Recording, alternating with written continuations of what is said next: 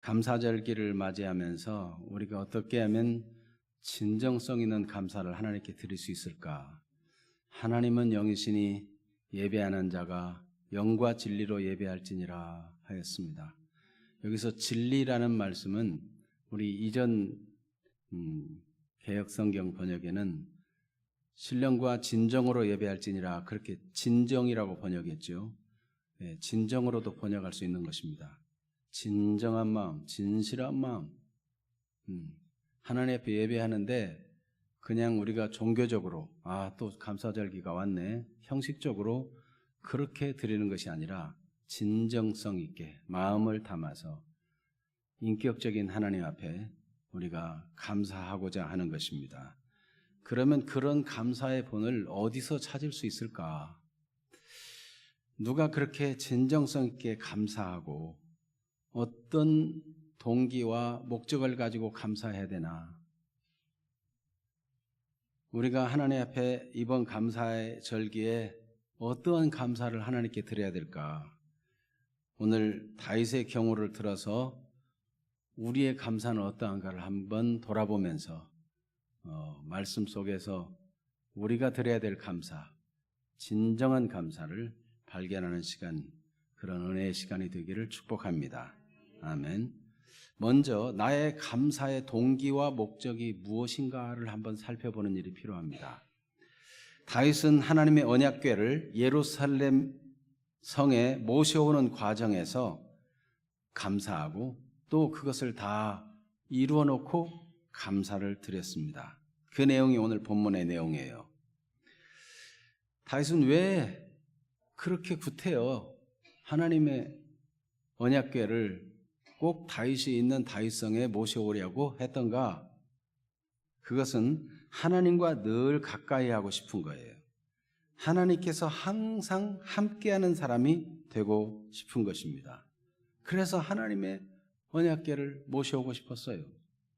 모세는 광야길을 가는 동안 하나님이 이스라엘 백성과 함께한다는 뜻으로 하나님께서 동서남북 이스라엘 모든 진 가운데 그 가운데 성막을 치게 하시고 거기에 하나님의 법궤를 두게 하시고 하나님의 계명을 그 법궤 안에 넣어두게 했어요. 그래서 하나님이 항상 이스라엘 백성과 함께한다 하는 걸 인식하도록 하나님이 그렇게 하셨습니다. 모세는 하나님의 말씀을 따라 그렇게 하고는 늘 하나님의 회막, 하나님의 성막에 가까이 있기를 좋아했어요. 하나님과 얼마나 가까이 하고 친밀하게 했는지 하나님의 영광의 빛이 모세에게 반사되어서 얼굴에서 빛이 나기 시작했습니다. 친구하고 얘기하는 것처럼 모세가 하나님과 가까이 얘기할 정도로 그렇게 친밀해졌어요. 모세가 그렇게 한 것은 하나님의 법궤, 하나님의 임재를 늘 기억하며 살았다는 것을 다윗이 아는 거예요. 그래서 나도 하나님의 법궤를 이 예루살렘 성에 모셔놓고 늘 가까이 해서 하나님의 은혜를 누리고 싶다. 날마다 하나님이 함께하는 사람으로 살고 싶다. 그런 동기로 하나님의 법궤를 모셔오고 싶었고, 그렇기 때문에 그 과정 속에서 막 감사의 마음이 흘러나오고 그걸 다 이루고 나니까 더 또 감사하고 어떻게 하면 이 감사한 일을 계속 이어지게 할까? 거기에 대해서 나름대로 계획을 하고 그것이 이루어지도록 하고자 했던 것입니다. 여러분, 우리가 하나님 앞에 감사하는 동기가 무엇인가 한번 살펴봐야 될 것입니다. 하나님과 내가 하나님께 감사드리면 하나님이 나한테 뭘 주고 거래를 하려는 그런 태도는 아니겠지만은 여러분, 꼭 마음에 무슨 뜻을 가지고 하나님께 감사하는가? 그냥 생각 없이 추수감사절이구나 그냥 그렇게 할 것인가? 아니면 무슨 동기와 목적이 있는가 하는 것을 한번 살펴보자는 것입니다. 그리스도인들은 생각이 있는 그리스도인이 되어야 돼요. 무턱대고 아무 생각 없이 그냥 무조건 믿습니다. 그렇게 하는 것은 인격적인 교제가 아니에요. 하나님은 무엇을 원하실까? 나는 그러면 어떻게 해야 될까? 내가 어떤 마음을 품어야 될까? 네. 이스라엘 백성이 타락한 모습은 무엇이었냐면은 하나님께 예배를 하면서도 생각이 없어요. 생각이 없어요. 그러니까 그냥 짐승을 희생 제물을 가져가도 어디 흠 있는 거 이상한 것도 갖다가 드리면서도 아무 생각이 없어요. 하나님을 사랑하는 마음, 정말 하나님의 은혜에 감사하는 마음이 없으면 사람이 이상하게 됩니다. 이상하게 돼요. 부모와 자식 간에도 그렇잖아요. 자식이 부모를 생각하는 마음이 있으면 벌써 달라요. 뭐 생각도 없고 관심도 없고 그러면은 드러나죠. 근데 정말 관심이 있으면, 정말 사랑하면 뭐 맛있는 거 하나만 먹어도 우리 어머니가 생각난다, 우리 아버지가 생각난다. 그게 자동으로 그렇게 되는 거 아니에요? 참 얼마나 날 키워주라고 애썼나. 자식을 키우다가 보니까 속색이기도 하고 그러면서 우리 어머니 우리 아버지도 이렇게 애쓰셨지, 그러면서 마음이 가는 거 아니에요? 여러분, 우리가 하나님을 섬기는 데 있어서 부모님을 섬기는 마음만도 못해서 되겠습니까? 여러분, 우리는 이번 감사절기를 맞이해서 하나님 앞에 어떤 마음으로, 어떤 동기와 목적을 가지고 감사할 것인가? 다윗은 하나님을 늘 가까이 하고 싶고 항상 하나님이 함께하는 사람이 되고 싶었어요. 그래서 시편 62편 1절에 그 다윗의 심정이 드러납니다. 시편 62편 1절 같이 읽어볼까요?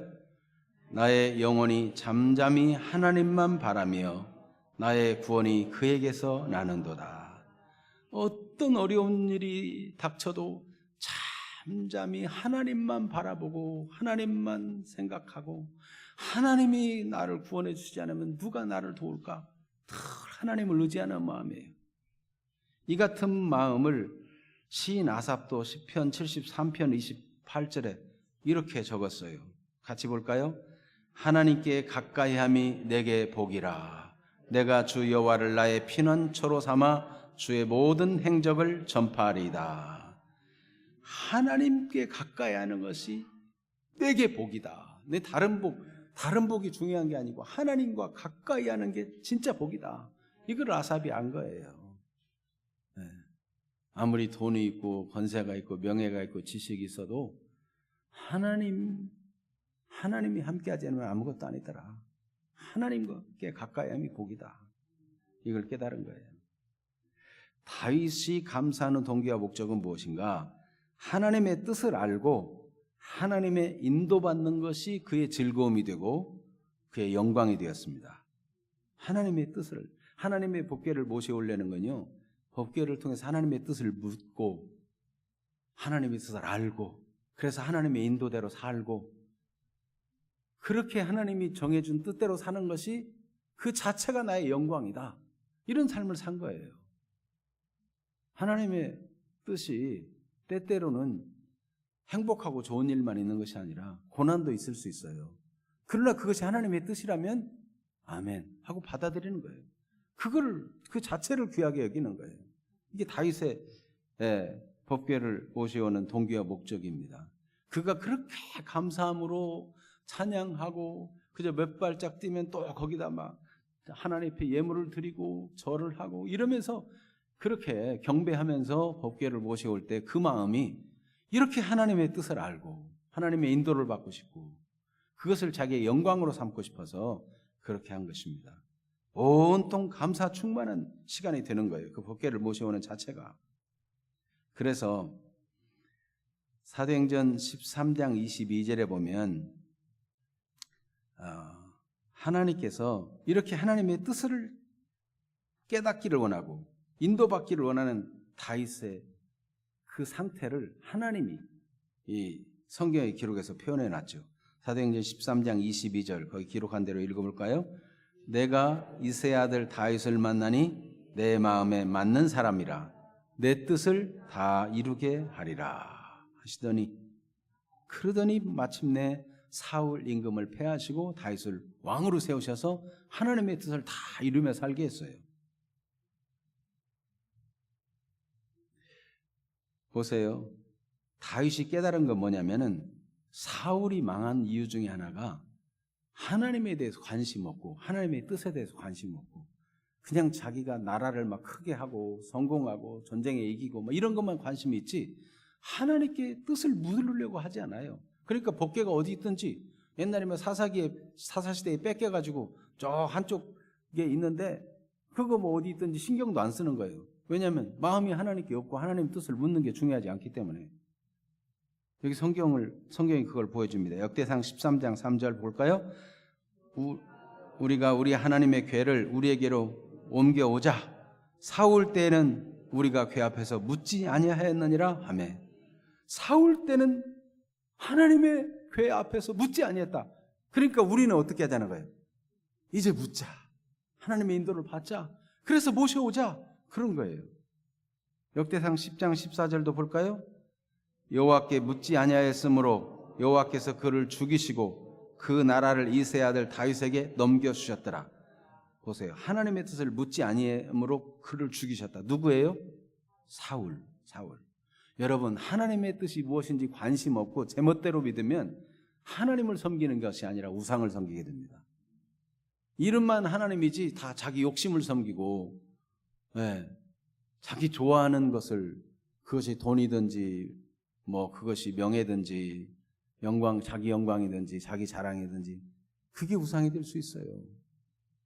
그러면 우상 숭배하는 하나님이 미워하시고 싫어하시고 그 죄를 3, 4대까지 갚는데, 여러분, 하나님이 어떤 분이신지 알기를 원하고 하나님의 뜻을 알기를 원하고, 그래서 그냥 감사하면서 그 하나님의 언약궤를 모셔오려는 다윗의 중심을 보여주는 것입니다. 시편 23편 1절에 보면 다윗이 늘 하나님의 인도받는 것을 최상으로 여겼어요. 그래서 늘 이런 의식을 가지고 살죠. 같이 볼까요? 여호와는 나의 목자시니 내게 부족함이 없으리로다. 그냥 하나님이 목자 되셔서 나를 인도해 주시니까 나는 부족함이 없다. 어련히 알아서 푸른 풀밭으로 또 쉴만한 물가로 다 인도하신다는 거예요. 원수가 나타나면 그의 지팡이와 막대기로 응징하기도 하고 나를 건져내기도 하고, 하나님이 나를 눕게도 하고 쉬게도 하고 먹고 마시게도 하고, 하나님이 나의 목자가 돼서 나를 인도한다. 그러니 내가 하나님의 인도받는 사람으로 살겠다는 거예요.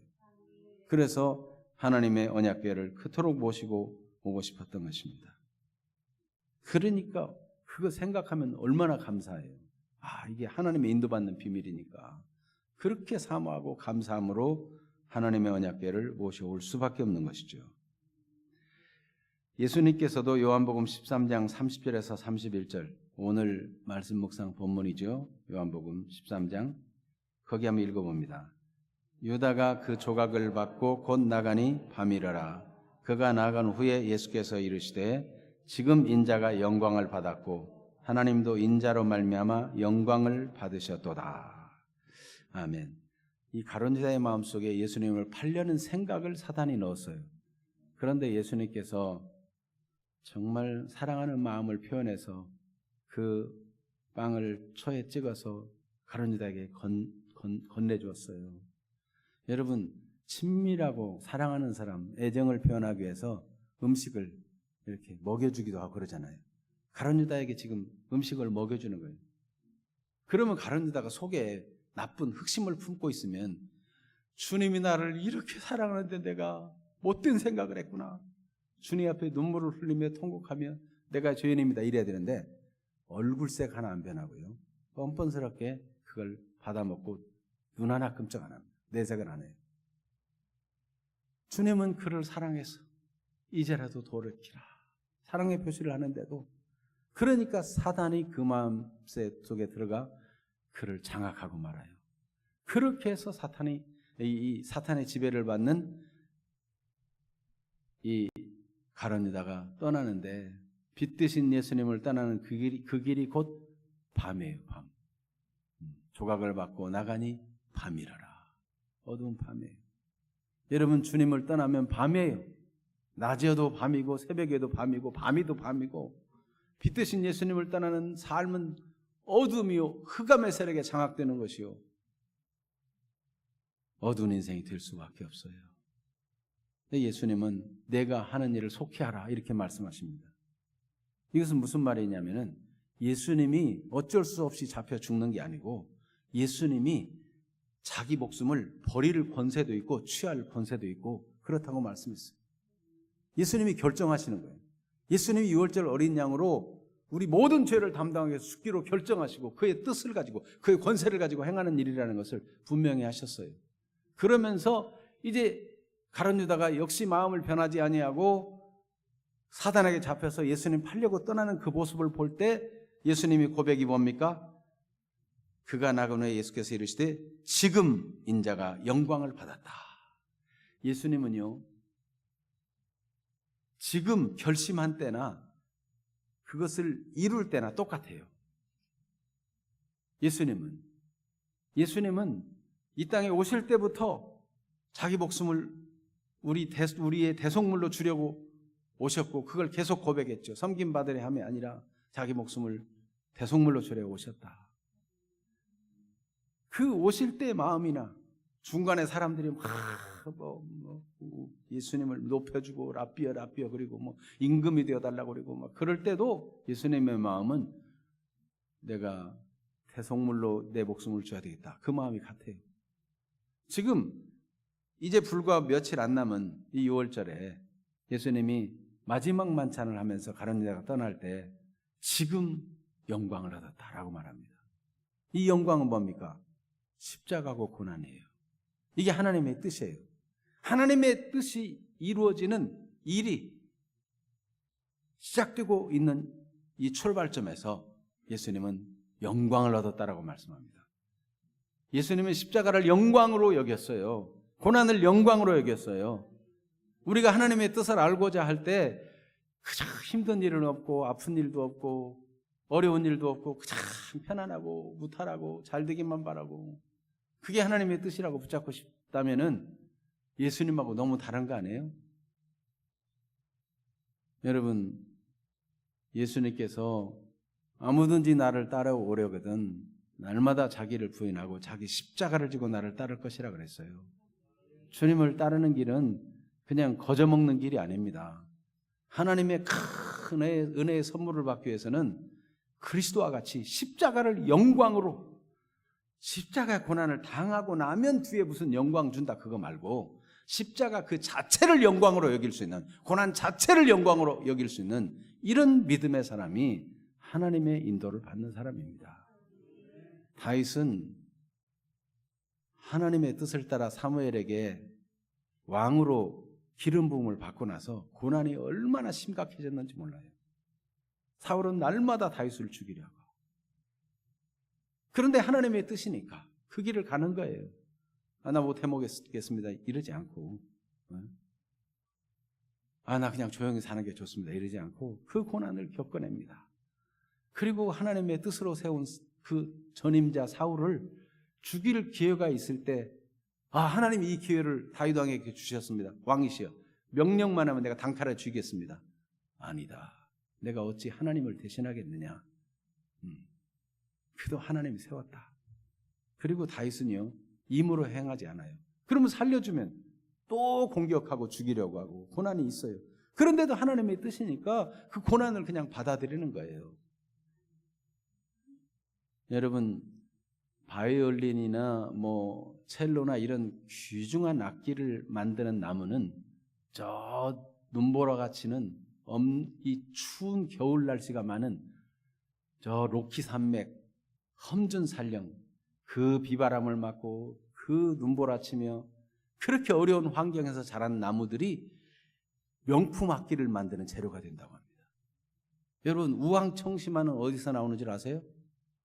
우황청심화 소에서 나오죠. 소우잖아요. 그런데 우황청심화는 병든 소에게서만 나온다고 합니다. 건강한 소에게는 우황청심환이 나오질 않는데요. 고난 속에서. 진주는 어디서 나와요?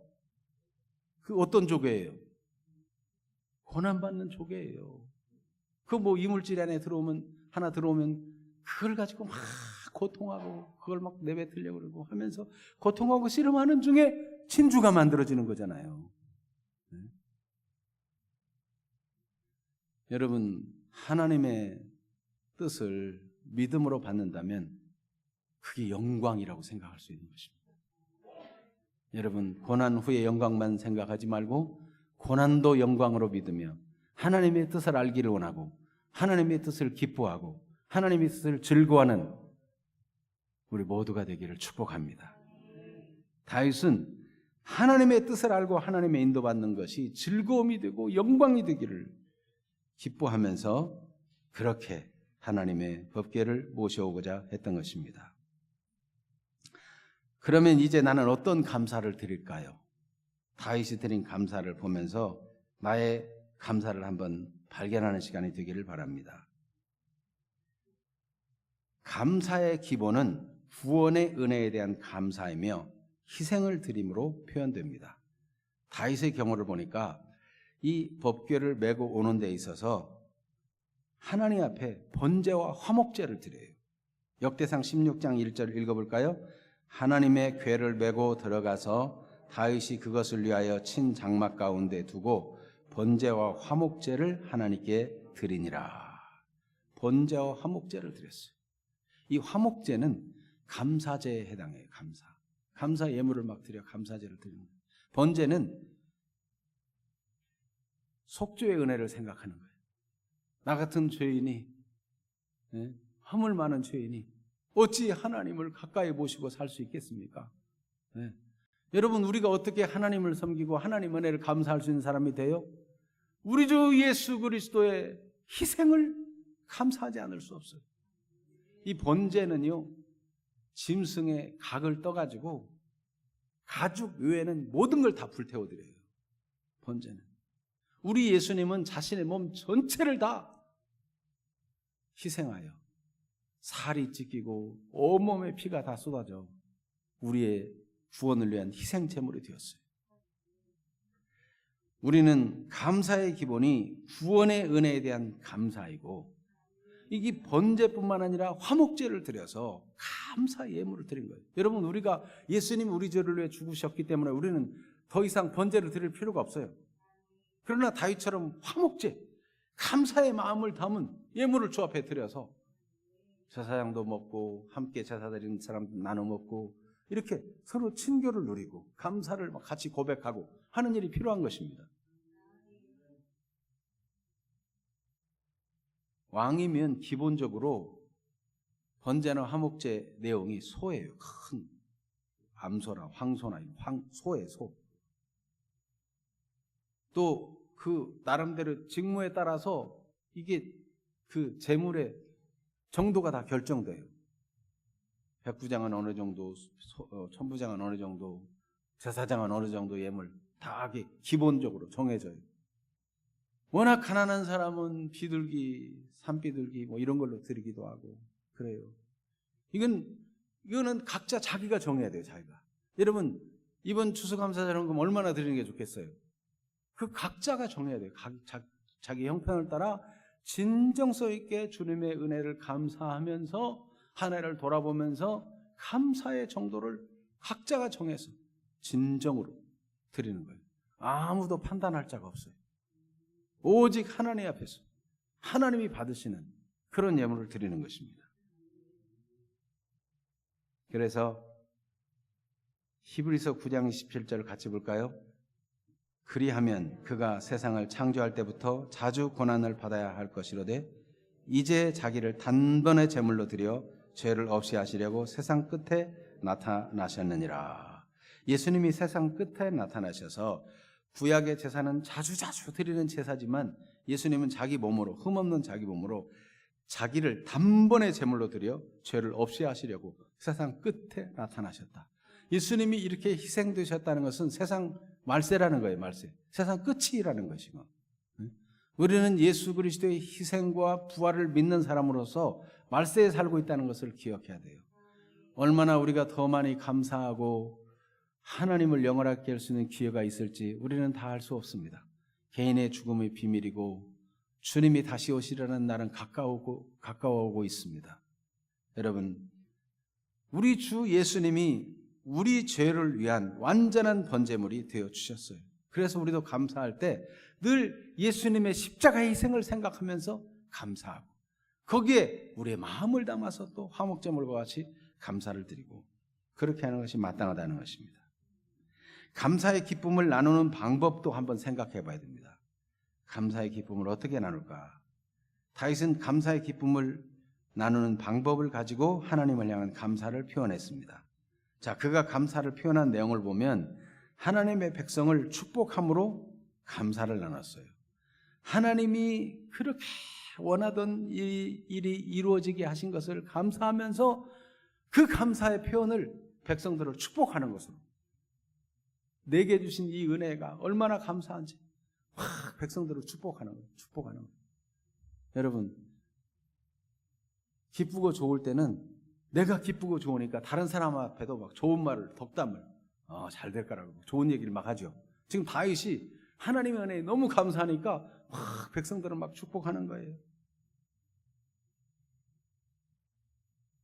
그리고 또 하나님의 은혜를 자기와 함께한 모든 사람과 백성이 다 같이 기억하도록 기념될 만한, 기억에 남을 만한 감사를 함께 나누게 됩니다. 그것이 무엇인가? 역대상 16장 3절에 보면 같이 읽어볼까요? 이스라엘 무리 중 남녀를 막론하고 각 사람에게 떡 한 덩이와 야자 열매로 만든 과자와 건포도로 만든 과자 하나씩을 나누어 주었더라. 지금 이렇게 하나님의 복궤를 모셔오고 다윗이 얼마나 기쁜지 백성들에게 떡을 해가지고 떡덩이를 막 나누고, 여러분도 아이가 무슨 돌이 된다든지 100일이 된다든지 또 무슨 남편이 영전을 했든지 뭐 어떤 좋은 일이 있으면 또 뭐 사업을 새로 시작했든지 너무 좋아서 막 떡을 돌리잖아요. 떡을 받아 먹는 사람은 부담스럽다, 왜 떡을 줘, 그렇게 생각하면 안 되죠. 기쁨에 참여해가지고 떡을 먹으면서 축하한다고 함께 기뻐하고 그렇게 해야 되죠. 이번 추수감사절에 다음 주에 우리 감사절 드리는데 두 가정이 추수감사절 그 식사 당번으로 되어 있어요. 잘 됐어요. 이 두 분들이 이게 식사를 위한 헌금을 드리면 떡을 해가지고, 추수감사절이니까 이제 빵만이 아니라 좀 떡을 해가지고 같이 나누고자 해요. 떡을 좀 충분히 해가지고. 여러분, 하나님의 은혜를 감사하는데 다윗도 이렇게 떡을 만들었는데 아주 다양해요. 보니까 야자 열매로 만든 과자도 있고요, 건포도로 만든 과자도 있고, 떡 한 덩이와 함께 막 그렇게 풍성하게 줘가지고 함께 먹고 즐기고 감사한 마음을 갖게 한 거예요. 그리고 또 역대상 16장 8절에서 9절 오늘 본문에 보니까 그에게 노래하며 찬양하고,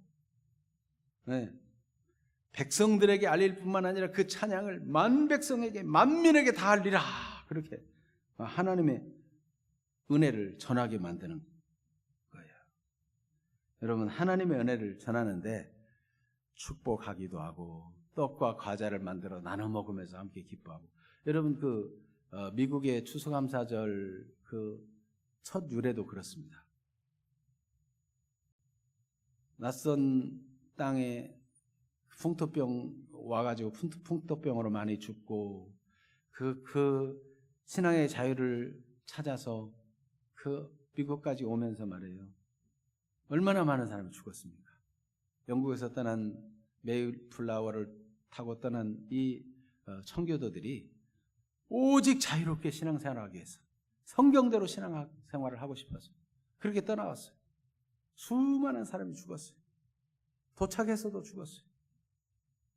첫해 원주민들이 주는 씨앗을 가지고 농사를 지었는데 농사라고 지은 게 변변치 않아요. 그런데도 그들이 그것을 가지고 음식을 만들고 원주민들을 초청해서 떡을 나누면서 감사의 축제를 벌였어요. 그 작은 걸 가지고도 하나님께 감사했어요. 여러분, 인간적으로 생각하면 우리가 그렇게 신앙의 자유를 찾아서 순수한 마음으로, 정말 주님 사랑하는 마음으로 주님 잘 섬기려고 왔는데 하나님 왜 안 돌봐주시고 그 험한 그 백길에서 수많은 사람이 죽게 했습니까? 아니, 여기 도착했으면 남은 사람이나 좀 건강하게 잘 살아서 하나님의 이름을 높이는 그런 나라를 이루게 해야지. 또 왜 우리의 처자식 중에, 우리의 부모 중에 죽는 사람이 발생하게 했습니까? 농사를 지었는데 첫해 이 농사가 이게 뭡니까? 변변치 않은 이걸 가지고 무슨 감사거리가 되겠습니까? 이러지 않았어요. 작은 걸 가지고도요. 감사하고 하나님께 영광 돌리고 사람들을 불러 같이 축하하고 기뻐했어요. 여러분, 하나님을 진짜로 믿고 오지 않은 사람은 불평하지 않아요. 자꾸만 감사거리를 찾아내요. 이만큼 적은 수가 남았어도 살아남았으니 얼마나 감사한가. 저태 농사를 지어서 보잘것 없어도 이렇게 거두어 먹고 살게 해주셨으니 얼마나 감사한가. 이 원주민들도 우리를 대적하지 않고 협조하고 우리를 도와주니 얼마나 감사한가. 감사한 거예요. 하나님, 우리가 살아서 하나님의 뜻을 이루는 백성이 되겠습니다. 이 나라가 하나님 섬기는 나라가 되겠습니다. 그렇게 기도하면서 청교도들이 추수감사제를 지킨 거예요. 오늘날 미국이 자꾸만 동성애라든지 이 모든 타락과 어둠의 문화들이 지배하고 있는데 안타까움으로 지금도 백악관 앞에서 모여서 기도하잖아요. 하나님, 이 나라가 어떻게 세워졌습니까? 하나님, 이 나라가 하나님을 높이는 나라, 하나님의 정의가 실현되는 나라, 어둠이 정복되고 하나님의 뜻이 이루어지는 나라가 되기를 원합니다. 대통령 선거를 앞두고 막 그렇게 모여 기도하고 있는 거예요. 여러분, 우리도 이 나라의 민족을 위해 기도해야 돼요. 이 나라의 민족이 조선 왕정에서 이 자유 대한민국으로 바뀌는 데는 하나님의 특별한 섭리가 있었어요. 대한민국 제헌국회에서부터 기도로 시작했고요. 제헌국회는 이 나라가 하나님이 보호하사 우리나라 만세가 되도록 그렇게 시작했어요. 원래 이 애국가의 작시에도 보면 처음에는 하나님이었는데 나중에 언제 슬그머니 하느님으로 바꿔놨어요. 근본 정신이 하나님을 섬기는 거예요. 천지를 창조하신 하나님을 섬기는 거예요. 여러분, 이 나라 대한민국 하나님이 보호하사 우리나라 만세, 하나님이 보호하시고 하나님이 지키십니다. 이 고백을 계속 믿는 사람이나 믿지 않는 사람이나 알거나 모르거나 그렇게 하나님을 높여왔어요. 이 나라의 민족, 저 북한 인권 사각지대, 저들은 진짜 하나님이 보호하사 우리나라 만세, 자유 대한민국, 자유롭게 신앙생활하는 이런 은혜를 제대로 맛보기도 전에 그냥 소련에 장악되고 김일성의 노예가 되어 얼마나 고통하고 있습니까? 우리는 정말 이 나라의 민족이 하나님 바로 섬기는 나라, 하나님의 은혜를 세상 땅끝까지 전하는 나라가 되도록 기도해야 되지 않겠습니까? 다윗은 그와 같이 감사의 표현을 다양하게 노래를 지어서 계속 부르라, 찬양을 해라. 여러분, 노래의 특징은 뭐냐면은 계속 노래를 하면 사람들 마음속에 남게 돼요. 기억하게 돼요. 양희은 씨가 무슨 노래, 어제 얼핏 TV를 넘기다 보니까 양희은 씨가 무슨 노래를 불렀는데 50년이나 그 노래를 부를지 몰랐다 그랬는데 많은 사람들의 공감을 불러오는 노래가 된 거죠. 사람들이 그 노래를 부르면서 그 같은 감성을 갖는 거예요.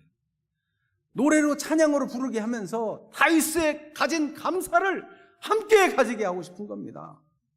여러분, 감사의 찬양을 많이 하는 감사의 절기가 되기를 바랍니다. 감사의 마음을 잃지 말아야 돼요. 다윗은 정기적인 감사가 정기적으로 계속 감사가 되도록 감사 시스템을 개발했어요. 그래가지고 그게 시행돼가지고 감사의 자세가 견고하게 서도록 했어요. 그 감사 시스템이 뭔가? 사실상 이스라엘 백성이 더 이상 광야 생활이 아니기 때문에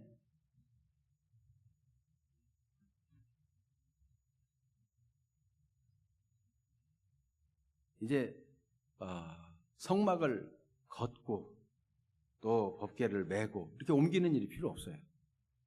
이제 레위 지파 모두는 하나님께 희생제사 드리는 걸 수종드는 사람들 외에는 레위 지파가 많이 남아요. 이제 할 일이 없어졌어요. 그런데 할 일이 없는 게 아니에요. 다윗은 조직을 했어요. 그래서 하나님을 찬양하는 찬양대를 조직하고 하나님을 섬기는데, 감사하며 섬기는데 딱 반열을 정해가지고 순서를 정해가지고 교대로 꼭 하나님을 섬길 수 있도록 조직을 짰어요. 조직을. 시스템을 개발한 거예요. 그래가지고 정기적으로 이 사람들은 하나님을 감사하는 찬양만 막 하도록 찬양대를 조직하고, 또 악기를 연주하는 사람도 정하고 다 이렇게 정한 거예요. 여기 역대상 짧은 내용만 보면 역대상 16장 15장 27절에 보면 다윗과 및 법궤를 맨 레위 사람과 노래하는 자와 그의 우두머리 그나와 모든 노래하는 자도 다 세마포 겉옷을 입었으며 다윗은 또 배옷 에봇을 입었고, 이렇게 나오고요. 또 보면은 다윗이 세웠어요. 4절. 또 레위 사람을 세워 여호와의 궤 앞에서 섬기며 이스라엘 하나님 여호와를 칭송하고 감사하며 찬양하게 하였으니, 5절에는 아삽은 우두머리 총 지도자도 세웠어요. 그 다음은 스가랴와 여이엘과 스미라목과 여이엘과 마띠디아와 엘리압과 분하야와 오베데돔과 여이엘이라. 비파와 수금을 타고 아삽은 재금을 힘있게 치고 제사장 분하야와 아하시엘은 항상 하나님 언약궤 앞에서 나팔을 부니라. 자, 누구는 무슨 악기, 누구는 무슨 악기까지 다 정해줬어요. 그래서 하나님을 찬양하고 높이도록. 얼마나 조직적인지. 네? 우리 찬양대 누구는 소프라노, 누구는 엘토, 누구는 테너, 베이스 막 정하고. 우리 지휘자님이 기도하고 있는 제목이 뭔지 알려드릴까요? 우리 교회 찬양대 오케스트라가 생기기를 원하는 거예요. 그래서 다양한 악기로 막 하나님을 찬양하는. 여러분, 이 기도의 마음을 같이 하시고, 네, 악기들도 배우고 해가지고 하나님을 막 감사하고 찬양하는데, 악기로 찬양하고 목소리로 찬양하고 조직적으로 하나님께 감사하는 거예요. 그리고 이런 일을 계속되도록 한 거예요. 계속 정기적으로. 하나님께서 이미 절기를 주신 것도 그런 거예요. 절기. 6월절 하나님의 구원을 감사해라. 맥주절 처음 곡식을 거두고도 감사해라. 수장절, 초막절, 추수감사절이죠. 모든 곡식을 다 거두고 쌓아두면서도 하나님께 감사해라. 그냥 감사해. 우리도 보면은 신년이 되어서도 감사하고, 예수님의 고난과 부활을 또 감사하고, 맥주절 감사하고, 추수감사절 감사하고, 또 성탄절 감사하고 막 감사하잖아요. 여러분, 사람은 정기적으로 일정하게 감사하는 것이 감사의 훈련이 됩니다. 네. 계속 감사하는 거 얼마나 귀한 일인지 몰라요. 저는 처음에는 안 그랬는데 제가 부교육자로 있을 때 가만히 보니까 장로님 한 분이 매주 감사한금을 하더라고요. 그래서 나도 배웠어요. 내가 교회를 개척했는데 돈은 없지만은 어려운 상황 속에서 한 주간을 무사히 지내고 우리 어린 자식들과 굶어 죽지 않고 또 한 주간 지냈으니 얼마나 감사한가. 그래서 나도 매주 감사하자. 그래서 처음부터 시작한 그 매주 감사를 계속하고 있는 거예요. 여러분, 하나님 앞에서 믿음으로 결정해가지고 뭔가를 하고자 하면 하나님이 그것을 감당할 수 있도록 은혜를 주시는 것입니다. 아무리 다윗이 감사 시스템을 개발해가지고 누구는 무슨 악기, 누구는 찬양대 다 정했는데 결국은 할 수 있는 사람이 없어서 더 이상 찬양대가 없어지고 더 이상 감사도 못하게 되었더라. 그런 거 있어요? 아니에요. 계속해서 이 일이 이루어져 내려간 거예요.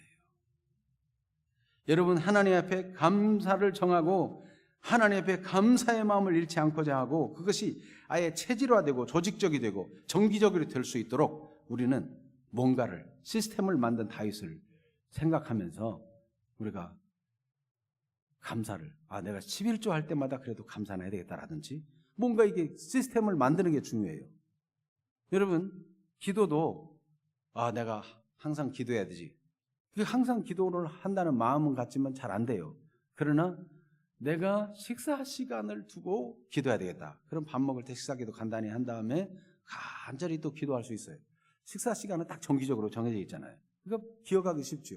그렇게 기도한다든지, 말씀을 암송을 식사 때마다 한다든지, 나름대로 이렇게 정기적으로 틀을 만들어 놓으면 그리고 성경을 하루에 몇 장을 읽겠다든지 이게 정해지면요 그렇게 딱 돌아가게 돼 있어요. 물론 습관이 한 번에 들지 않지만 이 시스템을 만들어가지고 계속 하려고 하는 의지를 가지는 거죠. 다윗이 바로 그런 마음을 가졌어요. 그래서 여러분, 우리가 이런 감사절기를 맞을 때 귀찮게 생각하거나 힘들게 생각하지 마세요. 하나님은 은혜가 풍성한 분이시고 하나님께는 모든 것이 있습니다. 만물이 주에게서 나오고 주께로 말미암고 주께로 돌아갑니다. 우리가 갈 때 아무리 움켜져도 하나도 가지 못하고 다 주께 돌려드리고 가는 거예요. 우리가 하나님께 드린 만큼, 우리가 복음을 위해 헌신한 만큼 그것이 남을 뿐이에요. 남기는 인생들이 되기를 축복합니다. 그래서 감사와 찬양의 직임자를 세우고 그렇게 구체적으로 실행하게 했고, 찬양의 내용 속에서도 감사를 전할 내용을 두고 찬양하게, 찬양도 이렇게 해라 하고 딱 정했어요. 그래서 보면 여기 오늘 본문에 보니까 그렇게 돼 있죠.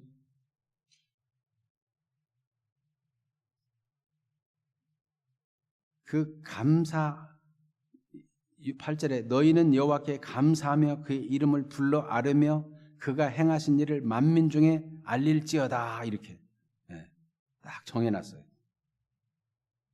감사를 꼭 포함해서 전하는 내용을, 감사를 전하는 내용을 넣으라고. 역대상 16장 4절에도 보면 감사하며 찬양하게 하였으니, 찬송하는 내용 중에 감사하며 찬양하게 딱 정해놨어요. 그리고 감사와 찬양이 확산되도록 다양한 형태를 시도했어요. 의지적으로, 의도적으로.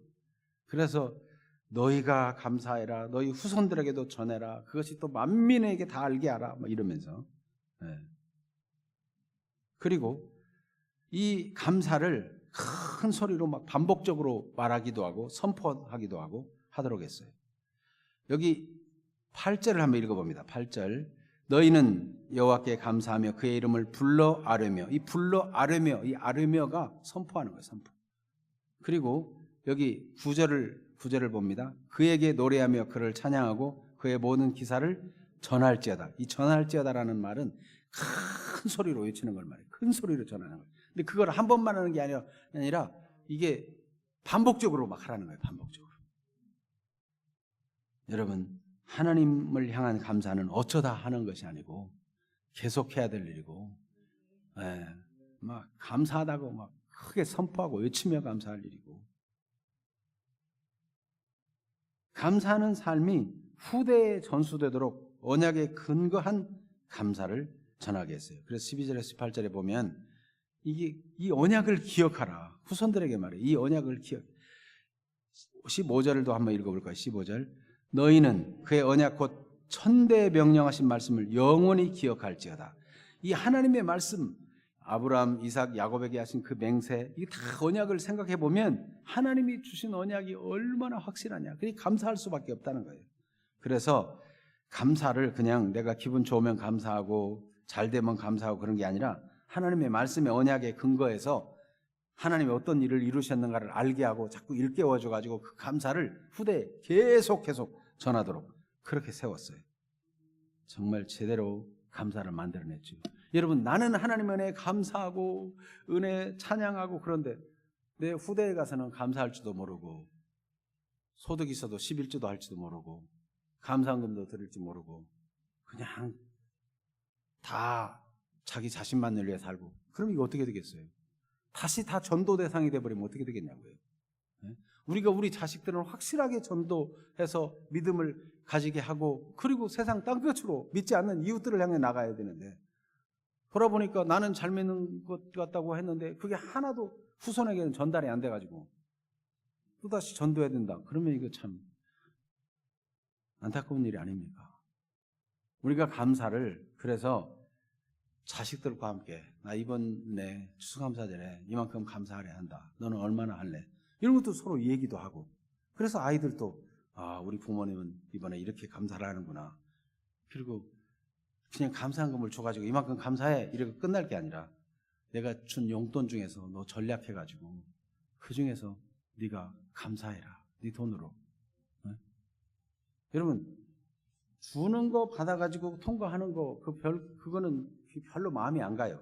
그러나 내가 심부름해서 용돈을 받았다든지 뭐 나름대로 애써가지고 받았다든지 그걸 가지고 꼬기 간직한 그 돈 중에서 자기가 스스로 기도하면서 그 돈이 몇 푼 안 돼도 괜찮아요. 정말 마음을 담아서 아이가 어려서부터 감사하는 습관을 갖는다면 이게 얼마나 귀중한 일이에요. 3살 버릇이 8까지 간다잖아요. 그래서 우리는 그냥 누구에 의해서 그냥 누가 시켜서 감사하는 게 아니고 어린아이 하나까지라도 진정으로 감사하는 마음을 담은 감사를 드려서 하나님이 받으실 만한 감사가 되는 그런 감사의 절기가 되기를 바랍니다. 그래서 여러분이 드린 감사한금은 아무도 판단할 수 없습니다. 그러나 하나님 앞에서 자기가 결정해서 진심이 묻어나오는 감사를 그렇게 드릴 수 있는 기회가 되기를 축복합니다. 아멘. 기도하겠습니다. 이 시간 말씀을 생각하면서 잠시 각자가 기도합니다. 나의 감사의 동기와 목적은 무엇인가? 나는 어떤 감사를 드릴 것인가? 내가 정말 감사의 사람이 되고 하나님의 인도받는 사람이 되고 계속해서 하나님의 뜻을 이루는 사람이 되기 위해서 나는 어떻게 감사하고 어떤 삶을 살 것인가? 하나님의 이 시간 돌아오면서 말씀을 생각하며 기도하겠습니다. 다 같이 기도합니다.